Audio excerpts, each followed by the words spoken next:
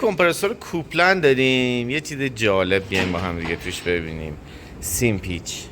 ببینید این لاک غیر استاندارد نیست، لاک فابریک کمپرسور هست.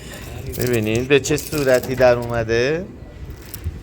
بعد توی تعمیر قبلی نگاه کنید، مسیر روغن رو آوردن کوچیک کردن، گفتن که زیاد روغن نمیخواد. حتما فیلتر روغن میبینید چه گرفتگی داره.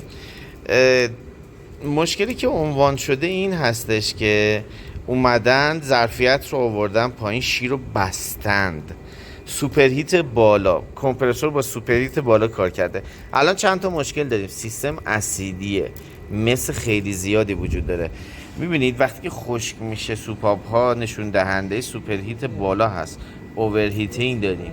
این کمپرسور تنها مسئله تعمیر کمپرسور نیست، الان سیستم به شدت آلوده است، آلودگی بسیار بالایی داره. سرخی مس رو میبینید، تعمیراتش آنچنان درجه اهمیتی نداره. مهمتر الان سیستم هست.